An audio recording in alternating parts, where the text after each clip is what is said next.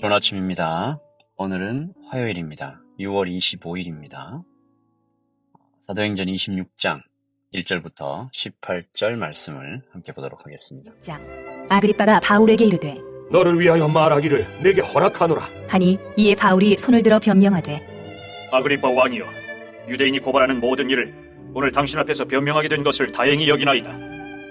특히 당신이 유대인의 모든 풍속과 문제를 아심이니이다. 그러므로 내 말을 너그러이 들으시기를 바라나이다. 내가 처음부터 내 민족과 더불어 예루살렘에서 젊었을 때 생활한 상황을 유대인이 다 아는 바라. 일찍부터 나를 알았으니 그들이 증언하려 하면 내가 우리 종교의 가장 엄한 팔을 따라 바리새인의 생활을 하였다고 할 것이라. 이제도 여기 서서 신문 받는 것은 하나님이 우리 조상에게 약속하신 것을 바라는 까닭이니 이 약속은 우리 12지파가 밤낮으로 간절히 하나님을 받들어 섬김으로 얻기를 바라는 바인데, 아그리빠 왕이여, 이 소망으로 말미암아 내가 유대인들에게 고소를 당하는 것이니이다. 당신들은 하나님이 죽은 사람을 살리심을 어찌하여 못 믿을 것으로 여기나이까? 나도 나사렛 예수의 이름을 대적하여 많은 일을 행하여야 될 줄 스스로 생각하고 예루살렘에서 이런 일을 행하여 대제사장들에게서 권한을 받아가지고 많은 성도를 옥에 가두며 또 죽일 때에 내가 찬성 투표를 하였고 또 모든 회당에서 여러 번 형벌을 하여 강제로 모독하는 말을 하게 하고 그들에 대하여 심히 격분하여 외국 성에까지 가서 박해하였고 그 일로 대제사장들의 권한과 위임을 받고 다메섹으로 갔나이다. 왕이여, 정오가 되어 길에서 보니 하늘로부터 해보다 더 밝은 빛이 나와 내 동행들을 둘러 비추는지라. 우리가 다 땅에 엎드려짐에 내가 소리를 들으니 히브리 말로 이르되 사울아 사울아 내가 어찌하여 나를 박해하느냐, 가시체를 뒷발질하기가 내게 고생이니라. 내가 대답하되 주님 누구시니까? 주께서 이르시되 나는 내가 박해하는 예수라. 일어나 너의 발로 서라. 내가 내게 나타난 것은 곧 내가 나를 본 일과 장차 내가 내게 나타날 일에 너로 종과 증인을 삼으려 함이니 이스라엘과 이방인들에게서 내가 너를 구원하여 그들에게 보내어 그 눈을 뜨게 하여 어둠에서 빛으로 사탄의 권세에서 하나님께로 돌아오게 하고 죄사함과 나를 믿어 거룩하게 된 무리 가운데서 기업을 얻게 하리라 하더이다. 아멘. 하나님의 말씀입니다. 한 번 더 읽으시면서 묵상하시겠습니다.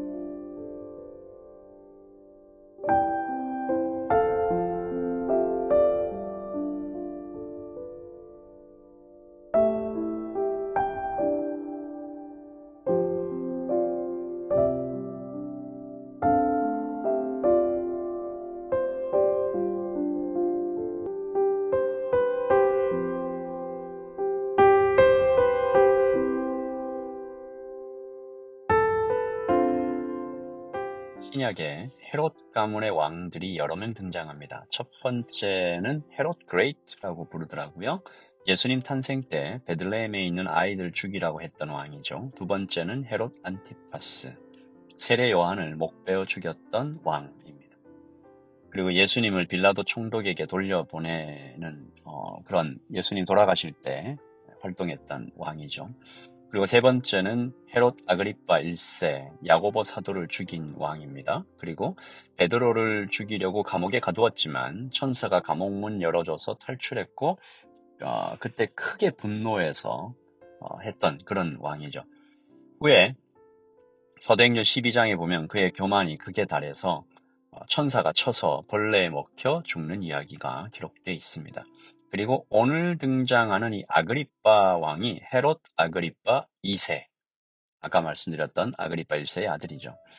로마에서 교육을 받았고 오직 로마를 위해서 로마에게 충성했던 이스라엘의 마지막 왕입니다. 누이인, 그러니까 누나인 버니게와 근친과 불륜을 저질렀던, 그러면서도 로마 황제의 인정을 받아서 정치적인 소환이 대단했던 것 같아요. 대제사장의 임명 및 파면의 권한을 부여받았던 그런 왕입니다. 그랬던 그가 오늘 베스토 총독에게 환영 인사를 하러 가이사라에 방문한 것은 당연한 일이겠죠. 로마와 연결점을 끝까지 가져가고 싶은 그런 왕입니다. 유대인의 왕이지만 로마에 충성했던, 그러니까 지금 바울이 서 있는 이 자리에는 이스라엘의 왕과 로마의 총독과 그리고 그 옆에 둘러서 있는 모든 관리들, 다시 말해서 세상 권력의 정점에 오른 자들이 그리고 그 자리를 더 높은 자리로 올라가려고 탐하는 자들이 꽤나 많이 있었던 그런 자리였죠. 바울은 이들에게 복음을 전합니다. 학자들은 훗날 바울이 이 사도행전 28장에서 황제 앞에 이제 섰을 때 이날과 거의 유사한 내용으로 설교했을 것이라고 추정하죠. 사실 바울은 꽤나 긴 이 강론을 할 필요가 없었는지도 모르겠습니다. 이미 베스도가 25절, 지난 25장이죠. 25장 25절에 바울을 로마로 보내기로 이미 결정했기 때문입니다. 25장 25절. 내가 살피건대 죽일 죄를 범한 일이 없더이다. 그러나 그가 황제에게 상소한 고로 보내기로 결정하였나이다. 하지만 바울은 그들에게 복음을 전합니다. 로마와 유대의 정치 권력의 핵심에 있는 자들에게 복음 전할 기회를 놓치지 않았다라는 것이죠. 이로 인해서 그는 황제 앞에서의 복음 전도도 예행 연습하게 되었으니 이 모든 것은 하나님의 섭리 안에서 한치의 오차도 없이 흘러가고 있었던 것입니다.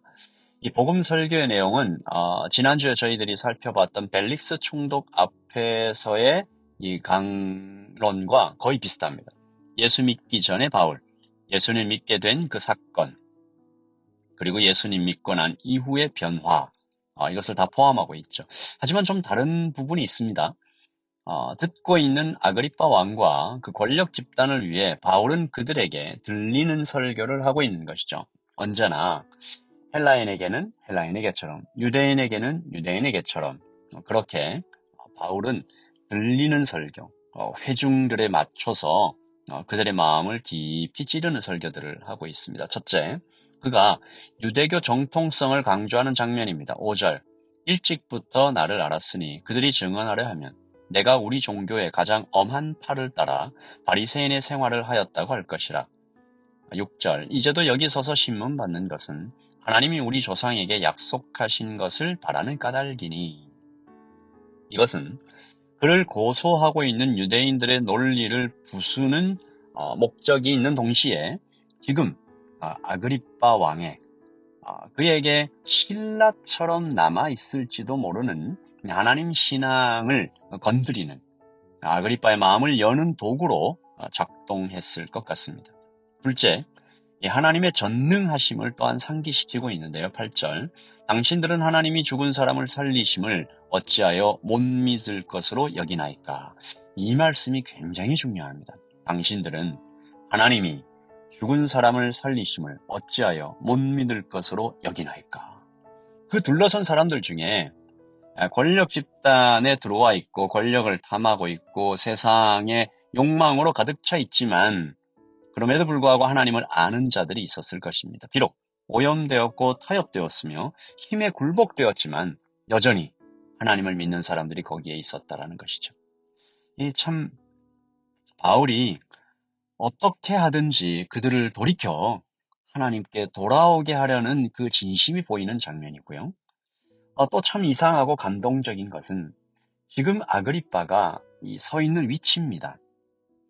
바울을 내려다보고 있는데요.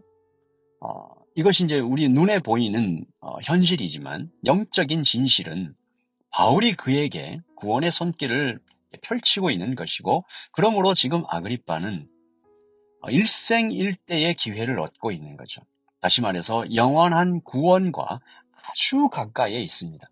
마치 주님께서 삭개오를 찾아 그의 이름을 부르러 오셨던 것처럼 우물가의 여인에게 일부러 찾아오신 것처럼 바울의 입술을 통해서 바로 이 사람 아그리빠를 위한 복음이 선포되고 있는 것이죠. 바울의 복음 설교는 때를 얻으나 못 얻으나 열심으로 전해지는 그 복음이었지만 이때의 복음은 관역을 향해 날아가 꽂히는 화살처럼 아그리빠의 영혼 깊숙이 가서 박힐 만한 효력 있는 설교였습니다. 그러나 안타깝게도 아그리빠가 받아들이지 않죠. 굉장히 안타까운 일입니다.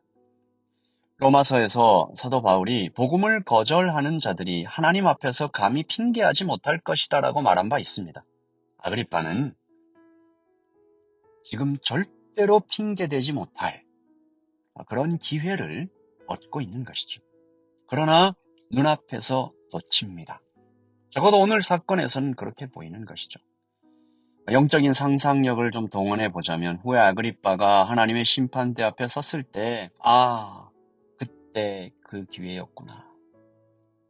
핑계대지 못했겠죠. 오늘 우리는 어떤 하루를 시작하고 있을까요? 하나님의 은혜가 우리 주변에 가득 차 있는데 그 사랑이 우리 목전까지 와서 우리를 불러 덮고 있는데 알아차리지 못하고 놓쳐버리는 그런 시간들은 없는가? 주님께서 모든 기회와 시간을 다 사용하셔서 우리에게 오늘도 복음을 전하고 계시는데 우리는 알아듣고 있는가? 제가 오늘 이 아침 예배의 제목을 까르페 디엠이라고 했습니다. 뜻을 찾아보니까 seize the day, 오늘을 붙잡으라 그런 뜻이더라고요. 주님과 만날 오늘 기회를 놓치지 마십시다. 주께서 우리에게 아주 가까이 계시는 이때를 소중히 여기고 주님 오늘 만나기 원합니다. 지금 만나기 원합니다. 주께서 오늘 나에게 하시는 말씀을 듣기 원합니다. 그렇게 기도하면서 우리 아그리빠처럼 기회를 놓쳐버리고 후회하고 탄식하는 일들이 없도록 주님 아주 가까이에서 말씀하시는 이 주님의 음성을 듣는, 깨닫는, 사랑하는, 붙잡는 하루가 되기를 소원합니다. 기도하겠습니다. 하나님 아버지, 아그리빠 왕을 향하여 둘러서 있는 이 많은 사람들을 향하여 복음이 전해지고 있는데 알아듣지 못하고 그저 허공을 치는 메아리처럼 그렇게 지나가 버리는 이 순간입니다. 그러나 하나님께서는 이 복음을 헛되이 하지 않으셔서 어쩌면 그 듣는 사람들 가운데도 그 복음을 듣고 후에 회심하는 자들이 있었을지 모르겠습니다. 그러나 아그리빠는 놓쳐버립니다. 아버지 하나님, 아그리빠 왕처럼 우리에게 전해지는 복음의 기회와 하나님의 은혜를 눈치채지 못하고 알아듣지 못하고 귀가 닫혀서 눈이 닫혀서 그냥 지나가 버리는 많은 순간들을 안타까워합니다.